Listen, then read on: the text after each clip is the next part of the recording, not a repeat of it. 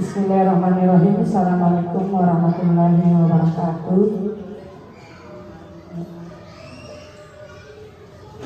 Puji syukur kita panjatkan kehadirat Allah Subhanahu wa Ta'ala, oleh karena pada hari ini kita diberikan kesehatan, kesempatan serta kekuatan untuk sama-sama hadir di sekolah kita ini di UPT SDN 69 Marengan.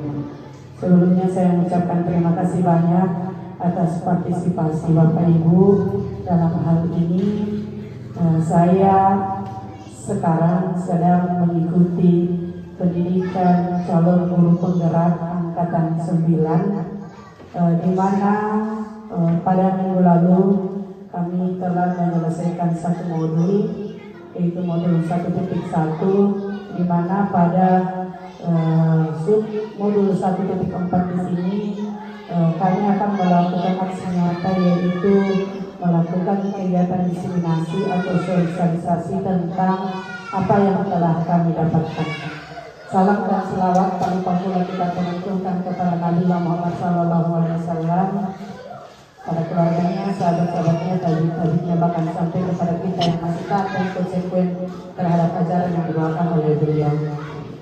Baiklah Bapak Ibu, adapun kegiatan kita pada hari ini yaitu kegiatan sosialisasi penerapan budaya positif, khususnya di SDN 69 Marengan, Kecamatan Amiraja, Kabupaten Merdeka. Apa itu budaya positif?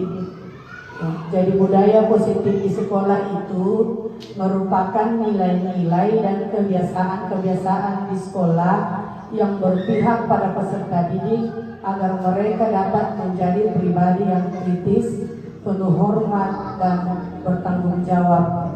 Jadi budaya positif ini merupakan suatu pembiasaan yang kita lakukan supaya hal ini bisa menjadi sesuatu yang bersifat positif. Ini merupakan hal yang kita kembangkan dalam pribadi kita, peserta didik kita, dan kita lakukan dengan penuh rasa tanggung jawab. Kemudian, bagaimana tentang perubahan paradigma budaya positif? Yang pertama, untuk membangun budaya positif, sekolah perlu menyediakan lingkungan yang positif dan nyaman agar murid mampu berpikir, bertindak, dan mencipta. Dengan mereka bisa mandiri dan bertanggung jawab. Jadi, bagaimana kita menciptakan sebuah budaya positif, yaitu bagaimana kita bisa menciptakan sekolah kita ini menjadi lingkungan yang positif. Seperti apa itu lingkungan yang positif? Yaitu lingkungan yang dapat membawa dampak baik gurunya maupun kepada peserta didiknya. Kemudian aman yang dikategorikan di sini adalah bagaimana peserta didik ini bisa nyaman mengikuti setiap proses pembelajaran, tidak merasa terancam, merasa senang di sekolah kita, dan tentunya dia mendapatkan perlindungan seperti yang kita lihat pada hak manusia dalam bagaimana memperlihatkan tentang hak seorang anak. Kemudian nyaman, ini tadi aman dan nyaman. Sehingga ketika mereka bisa positif, aman dan nyaman, mereka akan mampu berpikir, bertindak, dan mereka akan mampu mencipta. Jadi dengan adanya keadaan-keadaan tersebut, peserta didik kita ini akan mampu mengeluarkan sebuah nilai-nilai positif, yaitu mereka mampu berpikir. Kemudian mereka mampu bertindak dan menciptakan sesuatu yang sesuai dengan apa yang mereka harapkan. Kemudian mereka juga akan menjadi pribadi yang mandiri. Peserta didik kita akan menjadi pribadi yang mandiri dan bertanggung jawab. Segala bentuk kegiatan, segala bentuk tugas yang kita berikan, peserta didik kita akan memiliki nilai tanggung jawab ketika kita bisa membangun budaya positif di sekolah kita. Kemudian lazimnya disiplin dikaitkan dengan kontrol. Dalam hal ini kontrol guru dalam menghadapi muridnya. Jadi kita sebagai pendidik di sini itu diharapkan selalu memberikan sikap disiplin dalam hal kontrol. Kontrol seperti apa yang kita lakukan bukan berarti bahwa kita memberikan arahan kepada peserta didik sesuai dengan apa yang kita inginkan, tetapi bagaimana kita mengkontrol segala bentuk kreativitasnya peserta didik kita. Ya, misalnya ada tingkah laku peserta didik kita, itu kita berikan arahan. Ya, kita berikan arahan. Ya, kemudian di sini posisinya guru adalah menjadi orang yang bisa membimbing, menuntun dalam hal ketika ada atau anak peserta didik kita yang misalnya perilakunya tidak sesuai dengan budaya-budaya positif, maka guru di sini yang memiliki peran sebagai kontrol. Kemudian apa yang menjadi tujuan akhir sebuah budaya positif yang menurut filosofi Ki Hajar Dewantara kemudian dikaitkan dengan nilai dan peran seorang guru penggerak. Kemudian kita kemarin telah membahas sebuah visi. Ya, dari visi kemarin itu kita melihat sebuah budaya positif yang kemudian kita masukkan ke dalam visi, dan itulah yang akan nampak nanti bagaimana tentang penerapan budaya positif kita sehingga tercipta profil pelajar Pancasila. Apa itu profil pelajar Pancasila? Yaitu peserta didik kita mampu memiliki 6 elemen yang telah ternampak atau terlihat di dalam profil pelajar Pancasila. Apa saja itu? Yaitu beriman dan bertakwa kepada Tuhan Yang Maha Esa dan berkarakter, kemudian mandiri, cerdas, kreatif, gotong royong, kemudian berpikir kritis. Seperti yang kita lihat, ini adalah merupakan penjelasan dari filosofi Ki Hajar Dewantara. Ya. Jadi Ki Hajar Dewantara mengatakan bahwa pendidikan adalah menuntun. Bagaimana kita menuntun segala kodrat alam dan kodrat zaman pada anak sehingga mereka mencapai kebahagiaan yang setinggi-tingginya. Jadi sekarang kita sudah memasuki era abad 21 yaitu digitalisasi, maka kita juga harus menuntun anak kita supaya mereka bisa mengikuti kodrat zaman. Kodrat zaman kemudian mengikuti kodrat alamnya. Yang mana itu kodrat alam? Yaitu kodrat yang dibawa memang sejak lahir. Jadi itu yang perlu kita pahami, bagaimana memahami kodrat alam anak dan mengikuti atau membimbing anak sesuai dengan zamannya. Kemudian yang kedua yaitu pendidikan menghamba pada anak. Maksudnya di sini pendidikan haruslah ya. Kemudian yang ketiga, guru itu ibarat petani. Ya, petani seperti apa? Yaitu sekolah itu ibarat sebuah lahan. Ya, lahan di mana murid di sini merupakan benihnya. Ya, benihnya. Kita petani, kita yang harus menuntun bagaimana menumbuhkan dan merawat benih itu, sama dengan peserta didik kita. Ya, peserta didik kita ini merupakan orang yang harus kita tuntun supaya mereka bisa menjadi pribadi yang lebih baik, berkembang. Kita rawat, ya seperti kalau kita memiliki tanaman, kita rawat agar dia tumbuh dan berkembang sehingga bisa memberikan manfaat baik bagi diri kita maupun bagi orang lain. Ya, kemudian di sini saya memiliki sebuah pendapat di mana Bapak Ibu saya akan meminta kira-kira seperti apa sebentar ketika Anda berada pada posisi ini.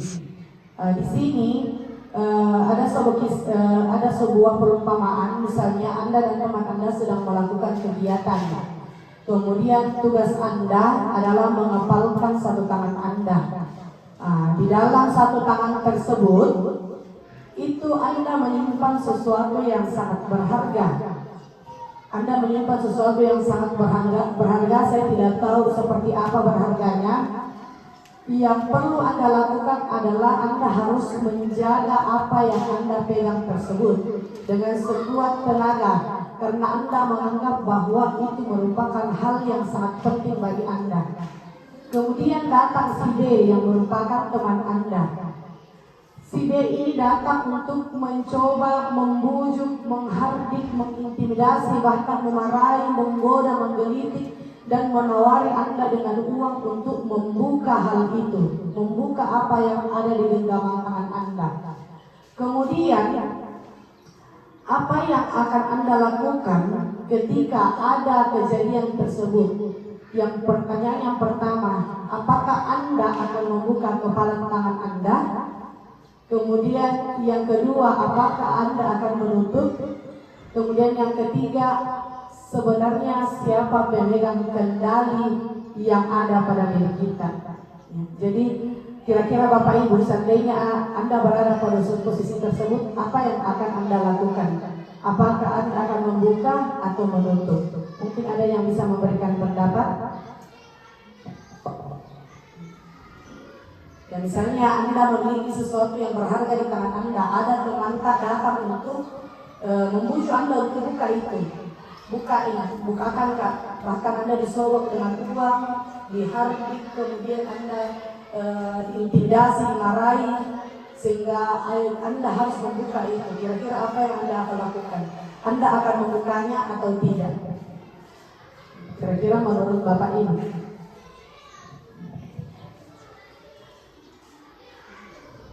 Ya, Anda akan membuka kepala tangan Anda atau tidak? Jadi apa yang menjadi jawaban Bapak Ibu, itulah yang kemudian menjadi hak Bapak Ibu. Apakah Anda akan membuka dengan alasan seperti apa, atau Anda akan tetap mengepalkan dengan alasan seperti apa? Mungkin ada yang bisa memberikan pendapat.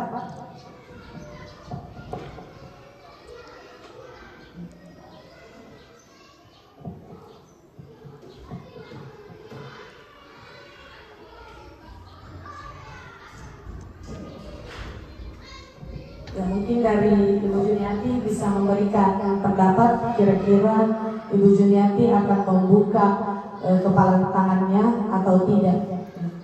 Kita berikan kesempatan kepada Ibu Juniati.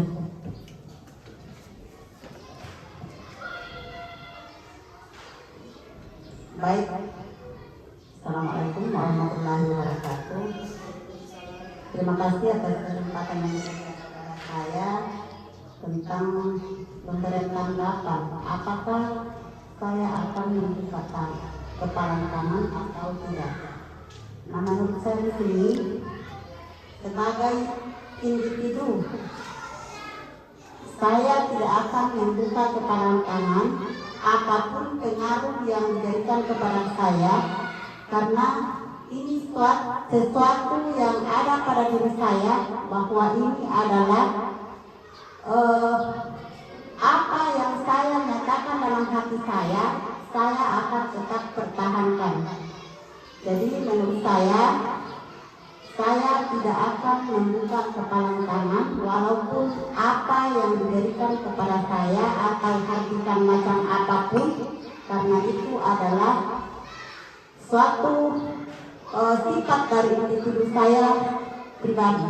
Ya, terima kasih. Assalamualaikum warahmatullahi wabarakatuh.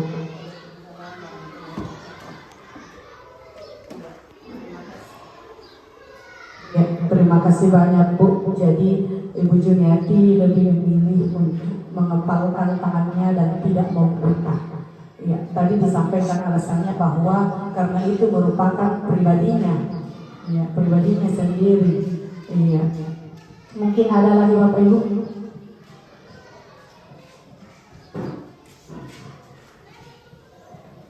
Terima kasih Ibu Moderator memberikan kesempatan kepada saya. Nah, kalau fenomena yang ada menurut saya, ya, sebagaimana dikatakan dalam wacana bahwa apa yang kita kepal itu adalah sesuatu yang sangat berharga. Nah, menurut saya barangkali sesuatu yang berharga itu apa salahnya kita bagi-bagi supaya kita sama mendapatkan manfaatnya. Barangkali begitulah. Terima kasih. Assalamualaikum warahmatullahi wabarakatuh. Terima kasih banyak Ibu. Jadi ada dua pendapat, ada yang mengatakan bahwa ada yang akan membuka dengan alasan bahwa ketika itu bermanfaat saya akan memberikannya. Kemudian ada juga dari Bu Juniati tadi mengatakan bahwa saya tidak akan membuka dengan alasan bahwa apa yang saya pegang ini akan sangat berharga. Jadi ini merupakan satu gambaran pada diri kita Bapak Ibu bahwa sebenarnya dan sesungguhnya yang memegang kendali atau yang memegang kontrol pada diri kita adalah kita sendiri. Jadi apapun yang menjadi keputusan Bapak Ibu mau membuka atau menutupnya, tetap mempertahankan, maka itulah yang menjadi keputusan Bapak Ibu. Tidak ada yang bisa mengganggu-gugat hal tersebut. Kenapa? Karena kembali lagi bahwa kontrol yang sebenarnya itu berada pada diri Bapak Ibu. Jadi Bapak Ibu tidak akan disalahkan. Karena kenapa? Anda memiliki prinsip, Bapak Ibu memiliki prinsip dari hal tersebut. Bapak Ibu memiliki sebuah pendapat mengapa Bapak Ibu tidak mau membuka atau mau membukanya. Seperti yang dikatakan bahwa di Hajar yang Utara bahwa kita sebagai guru ini yang saya bacakan seperti kasus tadi bahwa seperti kita bagaimana menuntun anak-anak kita. Ya, janganlah kita memaksakan sesuatu terhadap peserta didik kita. Apa yang menjadi keinginan kita itulah yang harus diberikan ke peserta didik kita. Jadi menurut pemahaman dari Hajar yang Utara bahwa bagaimana kita memberikan, menuntun, tetapi melihat apa yang menjadi kebutuhan peserta didik kita. Seperti yang disampaikan bahwa tujuan dari sebuah pendidikan yaitu tadi bagaimana kita menuntun keselamatan seorang anak sehingga mencapai kebahagiaan yang setinggi-tingginya, baik di dalam dia sebagai manusia maupun sebagai anggota masyarakat. Oleh sebab itu kita harus memperhatikan apa yang menjadi kekuatan seorang anak, apa yang menjadi pilihan seorang anak, sehingga dia bisa tumbuh dan memperbaiki perilakunya. Ya, kemudian seperti kita katakan tadi, kita lihat tadi bahwa yang menjadi pemegang kontrol atas diri kita sendiri adalah kita sendiri. Kita yang menentukan apakah kita akan membuka atau menutup kepalan tersebut. Sama halnya dengan peserta didik. Peserta didik juga memiliki sebuah kebutuhan dasar. Apa saja itu? Mereka ingin mendapatkan kasih sayang, kebutuhan kehidupan yang layak, dan lain sebagainya. Kemudian kita kaitkan lagi dengan budaya positif. Selama ini kita memiliki prinsip tentang apa itu disiplin. Penerapan salah satu penerapan budaya positif yaitu disiplin. Kalau kita di daerah kita biasanya kalau menggunakan kalimat-kalimat yang sering kita berikan kepada anak yaitu disiplin dalam artian bagaimana mekarakter. Kalau kita dikatakan mekarakter, dalam hal ini dijelaskan bahwa disiplin itu merupakan belajar. Iya. Maknanya disiplin artinya bagaimana kita menggali potensi diri seseorang menjadi sebuah tujuan yang bisa dihargai. Kemudian dalam budaya kita biasanya makna disiplin telah berubah menjadi sesuatu yang dilakukan pada orang lain untuk mendapatkan kepatuhan. Ya, selama ini kita hanya memberikan gambar bahwa disiplin itu terjadi ketika anak-anak bisa patuh. Ternyata secara kecenderungan umum menggunakan kata disiplin itu sama dengan ketidaknyamanan. Bukan dengan apa yang kita hargai atau pencapaian suatu tujuan mulia. Jadi selama ini anggapan kita bahwa yang nanti kamu tutup itopea ya disiplin. Ternyata bukan hal seperti itu. Disiplin yang dimaksud di sini adalah bagaimana tadi kita menciptakan budaya positif. Itu yang kita kenal yang sudah kita yaitu mekarakter. Mekarakter dalam artian memberikan contoh-contoh kepada peserta didik kita bagaimana caranya bersikap. Kemudian maksud dari nilai-nilai yang kita hargai adalah nilai-nilai kebajikan. Inilah yang dimaksudkan dalam budaya positif adalah bagaimana tentang nilai-nilai kebajikan. Apa itu nilai-nilai kebajikan? Yaitu sifat-sifat positif manusia yang merupakan sebuah tujuan mulia yang ingin dicapai oleh setiap individu. Apa itu nilai-nilai kebajikan yang dimaksud di dalam profil pelajar Pancasila? Yaitu yang pertama, ada bertakwa kepada Tuhan Yang Maha Esa dan berakhlak mulia. Kemudian yang kedua, bagaimana kita menciptakan peserta didik kita menjadi peserta didik yang mandiri. Ya. Kemudian bagaimana kita menciptakan peserta didik kita yang bisa bernalar kritis. Kemudian bagaimana menciptakan peserta didik kita yang bisa berkebinekaan global, kemudian bergotong royong dan kreatif. Inilah yang kemudian dinampakkan di dalam profil pelajar Pancasila. Kemudian kita lihat apa yang menjadi kebutuhan dasar manusia. Apa yang menjadi kebutuhan dasar kita di sini dikatakan bahwa kita sebagai manusia ini sangat membutuhkan namanya cinta dan kasih sayang. Cinta kasih sayang yang dikatakan di sini adalah bagaimana kita bisa diterima, bagaimana kita bisa membuat anak kita menjadi seseorang yang bisa diterima di lingkungan kita. Kemudian yang kedua adalah penguasaan. Penguasaan yang dimaksud di sini adalah bagaimana seorang peserta didik bisa mengetahui apa kelebihan dan kelemahan pada dirinya. Kemudian yang ketiga adalah kesenangan. Peserta didik kita itu membutuhkan sebuah kesenangan. Kemudian yang keempat adalah kebebasan. Kebebasan yang dimaksud dalam hal ini adalah bukan bebas sebebas-bebasnya mereka bertindak, tetapi membebaskan mereka untuk mengeksplor, untuk mengeluarkan, untuk melihat apa yang mereka kemudian inginkan. Ya, sama dengan kita Bapak Ibu, kita juga membutuhkan sebuah kesenangan, kebebasan, mengeluarkan beride, pendapat. Kita juga mau diterima, kita juga berada di dalam lingkungan sekolah kita ini. Kita akan merasa nyaman ketika kita bisa diterima. Ya, diterima dalam artian kita bisa dirangkul, ikut bersama, mengikuti apa yang kita lakukan.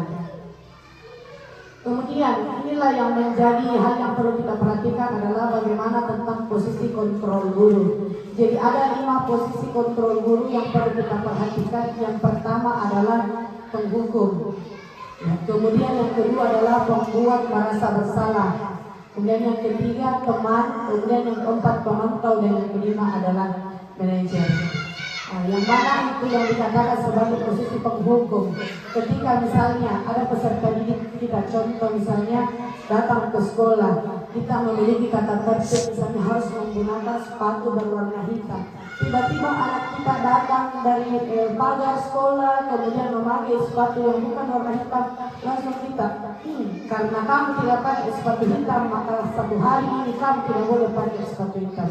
Itulah yang kemudian perlu kita pikirkan secara matang-matang bahwa kita perlu melakukan yang namanya restitusi. Apa itu restitusi? Adalah tentang menanyakan kenapa hal anak itu bisa seperti ini. Apa yang menjadi alasan kamu ketika memakai seperti ini? Jadi janganlah sekali-kali kita langsung mengatakan bahwa pokoknya satu hari ini kamu tidak boleh pakai sepatu, karena itu adalah sebuah cerita menampakkan bahwa kita adalah seorang guru yang menjadi posisi kontrol penghukum. Kemudian apalagi pembuat rasa bersalah. Biasanya kalau ada kita misalnya melakukan sebuah kesalahan, terkadang kita secara tidak sadar langsung mengeluarkan kalimat, kamu memang ini yang menjadi pemicunya, nakal memang kamu ini, ya kamu memang susah diatur. Ya artinya dalam hal 5 posisi kontrol guru yang dimaksudkan di sini adalah marilah kita sama-sama melihat dulu dari sisi perspektif seperti apa anak ini melakukan kesalahan. Mari kita melakukan restitusi kembali kira-kira anak ini mengapa melakukan hal seperti ini. Kadang kita ingin mengetahui kira-kira anak ini seperti apa, kenapa dia bisa seperti ini. Kemudian ini 5 posisi kontrol guru. Yang pertama adalah teman, yang ketiga adalah teman. Yang dimaksud teman dalam hal ini adalah bagaimana kita memposisikan diri kita ketika misalnya ada siswa kita yang bermasalah atau ada peserta didik kita yang kemudian melakukan sebuah kesalahan. Marilah kita memasang posisi kontrol kita sebagai seorang teman, menanyakan misalnya kira-kira memangnya kamu kenapa atau ada masalah apa sih? Ya, kita mencoba memposisikan sebagai teman, bagaimana kita berbicara kepada peserta didik kita sebagai seorang teman. Kemudian yang keempat adalah pemantau. Inilah yang kemudian menjadi hal yang sangat kita harus lakukan sebagai guru, yaitu menjadi seorang pemantau. Pemantau dalam artian kita harus melihat kira-kira apa yang menjadi alasan hal ini seperti ini. Kemudian yang terakhir yaitu manajer. Manajer dalam artian kita bisa memberikan sebuah solusi atas permasalahan yang dihadapi oleh anak kita. Misalnya kita mau ada anak kita atau siswa kita yang sedang bermasalah, kita panggil, sini nak, mari kita sama-sama selesaikan.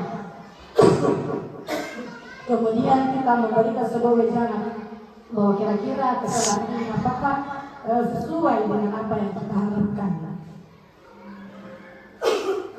Kemudian dari budaya positif ini bisa kita bentuk sebuah kegiatan, yaitu bagaimana membentuk sebuah keyakinan kelas. Ya. Apa itu keyakinan kelas? Yaitu nilai-nilai kebajikan atau prinsip-prinsip universal yang disepakati bersama, baik secara universal selepas dari melihat latar belakang suku, negara, bahasa maupun agama. Alhamdulillah kita di UPTSD Negeri Mareda ini rata-rata kita berasal dari satu suku, bahasa, dan daerah yang sama. Jadi ini merupakan hal yang tidak terlalu memberatkan kita. Inilah yang kemudian menjadi tugas kita adalah bagaimana kita menerapkan budaya positif. Salah satunya adalah membuat keyakinan kelas.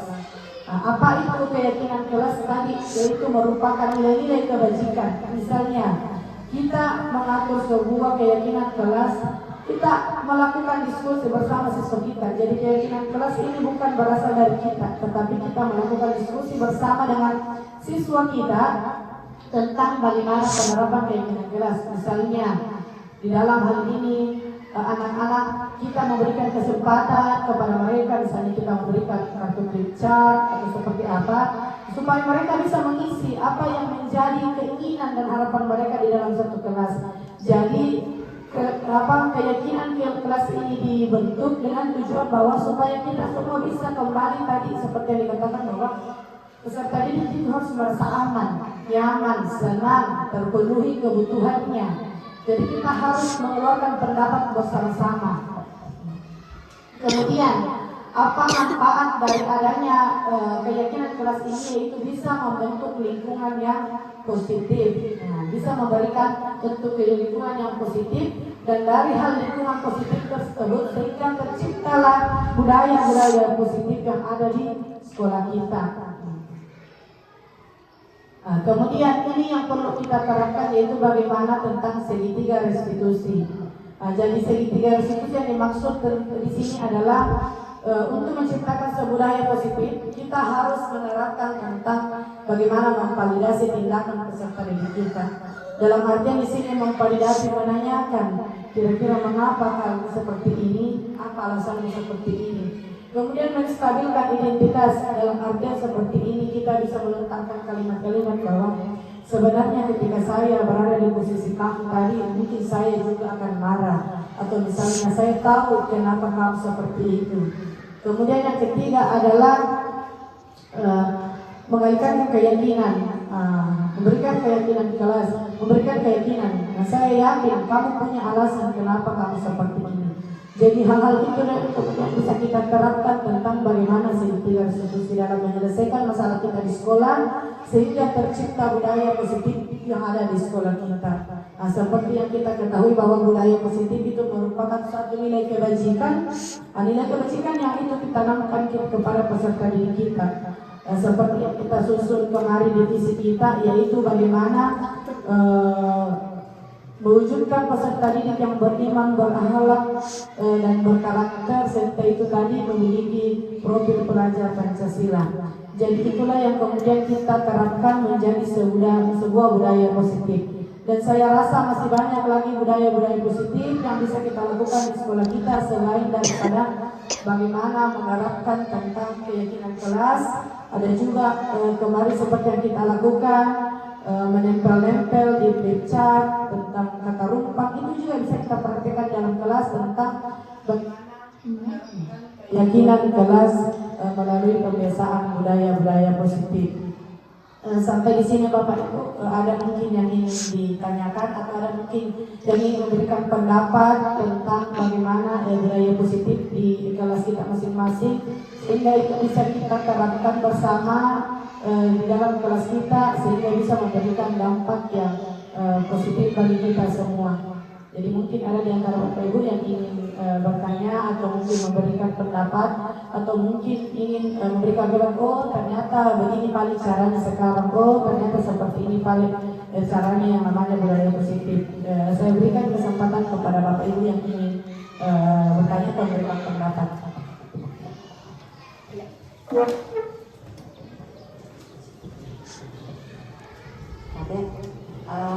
Terima kasih atas kesempatan untuk yang kedua kalinya diberikan kepada saya.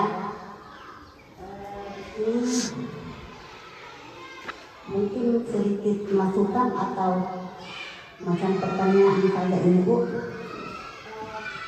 Kita di sini kan terdiri dari beberapa wali kelas. Nah, mungkin ada sedikit langkah yang bisa Ibu berikan dalam memberikan restitusi kepada siswa, karena sudah dijelaskan tadi sedikit restitusi di atas. Namun saya sendiri merasa bahwa kalau kita menghadapi anak, tentu kita belum tahu bagaimana kita mulai dari awal tentang sedikit restitusi ini. Jadi umpama bisa barangkali diberikan sedikit langkah-langkah supaya rekan-rekan guru yang lain juga bisa mempraktekkan di dalam kelas masing-masing. Terima kasih. Assalamualaikum warahmatullahi wabarakatuh. Iya, terima kasih banyak atas pertanyaannya Ibu. Ya, Ibu Juniati mengatakan bahwa kira-kira bagaimana contoh kita menerapkan restitusi kepada peserta didik kita supaya kita bisa mengetahui bagaimana sih caranya melakukan kegiatan restitusi ini. Ya, saya memberikan contoh, misalnya ada peserta didik kita yang misalnya terlambat datang ke sekolah. Pada saat masuk ke kelas, misalnya Bapak Ibu seumpama sementara mengajar dan ternyata dia datang terlambat, biasanya kan kita apalagi misalnya kalau peserta didik itu sudah 2-3 kali atau 4 kali terlambat, terkadang secara tidak sadar ketika misalnya kita menghadapi situasi yang mungkin pada saat itu kita juga sudah capek mengajar atau kita capek seperti apa, apalagi kalau misalnya jam pertama sudah ada yang membuat mood kita sudah tidak bagus, biasanya secara tidak sadar, dan saya juga pun biasa melakukan hal ini ketika saya secara tidak sadar langsung saya marahi, saya tanya, terlambat terus, kamu memang itu selalu terlambat, kamu memang itu tidak bisa selalu cepat datang ke sekolah. Padahal sebenarnya apa yang harus kita lakukan yaitu yang pertama tadi adalah bagaimana menerapkan segitiga restitusi. Jadi langkah apa yang harus kita lakukan? Yang pertama, mungkin itu bisa dilakukan pada saat anak itu baru datang atau mungkin setelah pembelajaran, misalnya pembelajaran pertama selesai.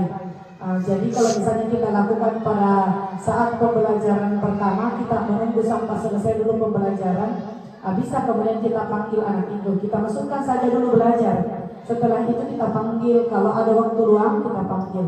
Kita tanya, mungkin yang pertanyaan pertama yang bisa kita lontarkan dulu adalah kira-kira apa alasan mengapa sudah berapa kali kamu terlambat?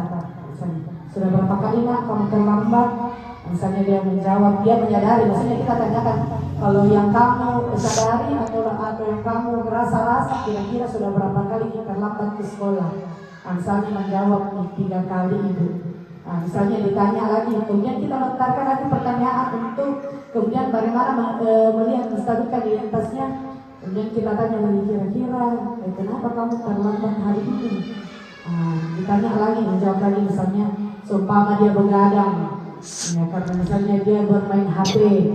Kemudian setelah itu bisa kita lontarkan lagi, nah apakah kamu menyadari misalnya perbuatan kamu itu salah atau tidak?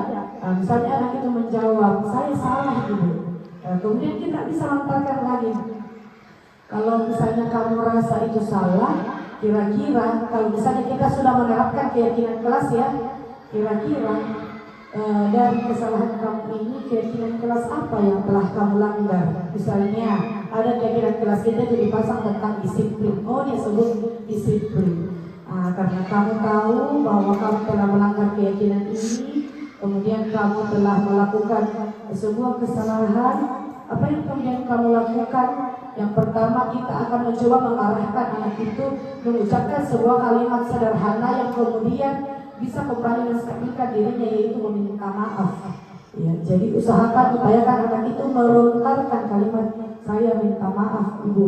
Nah, kemudian baiklah nak, ibu sudah memaafkan. Sekarang mari kita cari solusinya bersama-sama. Kira-kira kalau malam, mengapa kamu selalu bermain HP? Misalnya, apakah memang kamu tidak dikontrol oleh orang tua bermain HP?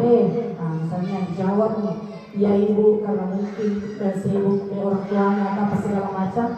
Dari situ kita bisa memberikan ucapan lagi bahwa karena kamu telah mengetahui akibat ketika setiap malam kamu bermain HP terlambat, maka apa yang akan kamu lakukan untuk memperbaiki itu? Nah, misalnya dia menjawab, baiklah bu, saya tidak akan bermain HP lagi. Boleh lagi diberikan penilaian terhadap tindakannya, bilang bermain HP itu sebenarnya tidak apa-apa nak, tapi kita harus mengetahui batas waktu. Misalnya jam sekian kita seperti ini, jam sekian kita harus seperti ini, jam sekian waktunya untuk tidur, istirahat dan lain sebagainya supaya kamu tidak terlambat. Kemudian kita tanya, kira-kira solusi apa yang akan kamu lakukan ketika kamu sudah tahu permasalahannya. Dikatakan bahwa oh ternyata saya tidak boleh bermain HP, saya sudah tidak boleh lagi bermain HP. Kemudian setelah itu marilah kita mengucapkan sebenarnya bisa memberikan kata-kata positif sebagai penyemangat untuk dia. Sebenarnya kamu itu pintar nak, sebenarnya kamu ini nak, hanya saja mungkin pada saat kamu bermain HP, inilah kemudian dampaknya. Coba misalnya anakku mengatur bermain HP, sebenarnya bermain HP itu tidak apa-apa. Siapa tahu kamu bermain HP, bermain internet, mau lihat informasi atau apa, tapi kita harus memiliki waktu atau kita harus membatasi waktu kita dalam bermain HP supaya kita tidak begadang, supaya pada pagi hari kita bisa berangkat sekolah dengan semangat. Kemudian setelah itu kita memberikan kalimat positif lagi. Nah, semangat hari ini ya. Insya Allah besok kamu tidak akan terlambat lagi ketika kamu sudah bisa melakukan apa yang menjadi solusi kamu sendiri. Jadi kita menanyakan masalahnya sendiri, kita juga yang menanyakan solusi, kemudian kita bisa memberikan atau barangkali anak-anak kita, mari kita selesaikan bersama. Seperti itu mungkin yang dimaksud dengan segitiga restitusi ya. Atau mungkin ada lagi dari Bapak Ibu yang ingin memberikan sebuah pendapat tentang permasalahan kita di sekolah, saya berikan kesempatan.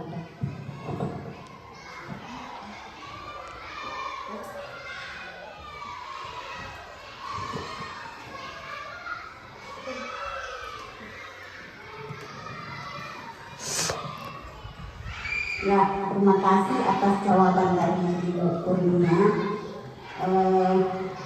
tentang penerapan segitiga restitusi. Jadi mudah-mudahan dengan pemaparan dari Ibu, kami sebagai wali kelas dapat juga melakukan restitusi ini pada setiap murid yang melakukan tindakan supaya mereka bisa melakukan atau senantiasa berada pada budaya positif, sehingga di kelas-kelas kita bisa kita terapkan semua dari pemaparan Ibu Kurnia. Terima kasih Bu. Iya, alhamdulillah pada hari ini kita tentang melihat sebuah kasus atau langsung memperhatikan sebuah kasus tentang bagaimana penerapan budaya positif di sekolah kita. Seperti tadi Ibu Janet mengatakan bagaimana contohnya seperti jadi kedepannya mungkin hal-hal yang membuat kita misalnya kita langsung memarahi anak atau apa, mungkin kita bisa coba mengubah dengan pola menerapkan restitusi. Apa manfaat dari hal ini supaya peserta didik kita itu ya seperti tadi yang menjadi kebutuhan dasar, yaitu yang pertama dia merasa diterima, kemudian yang kedua dia merasa bahwa dia dianggap, kemudian ada kesenangan, ya. Kemudian ada sebuah perusahaan pada dirinya bahwa oh saya ternyata bisa melihat apa yang menjadi kesalahan saya, dan inilah yang dimaksud dengan 5 posisi kontrol dulu di mana kita menjadi sebagai pemantaunya. Jadi 5 posisi kontrol guru yang disarankan ini, yang 2 ini selalu tidak disarankan, tetapi yang 3 ini selalu kita sarankan sebagai guru. Jadi marilah kita menerapkan posisi kontrol guru sebagai teman, pemantau dan manajer. Ya, jangan sekali-kali lagi kita menjadi posisi kontrol, menjadi seorang yang penghukum dan pembuat rasa bersalah, sehingga apa? Peserta ini kita bisa merasa nyaman, aman, tenang di dalam lingkungan kita, dan itulah yang kemudian menjadi tujuan pendidikan kita, yaitu menciptakan profil pelajar Pancasila yang mana itu yaitu beriman dan bertakwa, berakhlak, mandiri, bernalar kritis, berpemikiran global, gotong royong dan kreatif. Dari hal-hal ini kemudian bisa kita terapkan kepada peserta didik kita. Semoga apa yang kemarin kita susun menjadi visi kita bisa kemudian dipertimbangkan agar hal tersebut bisa menjadi budaya-budaya positif yang bisa kita terapkan di sekolah kita. Dan masih banyak lagi sebenarnya budaya-budaya positif yang bisa kita terapkan. Masih banyak sebenarnya hal-hal yang bisa kita terapkan selain tadi dari keyakinan kelas. Masih banyak hal yang bisa kita lakukan tentang bagaimana penerapan budaya positif. Jadi mungkin demikianlah pemaparan saya hari ini tentang penerapan budaya positif. Saya sangat mengharapkan bahwa apa yang kita lakukan pada hari ini bisa memberikan manfaat untuk kita, khususnya bagi saya sendiri dan umumnya bagi sekolah kita, karena saya yakin dan percaya bahwa Bapak Ibu guru yang ada di sekolah ini memiliki tujuan yang sangat mulia untuk bisa sampai di sekolah ini.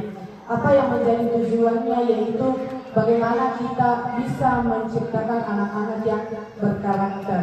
Jadi mungkin pada kesempatan ini ada yang bisa menyimpulkan tentang kegiatan kita pada hari ini, sosialisasi kita sebagai bentuk bahwa Bapak Ibu bisa memahami tentang apa itu budaya positif. Kepada Ibu Juniati saya berikan kesempatan.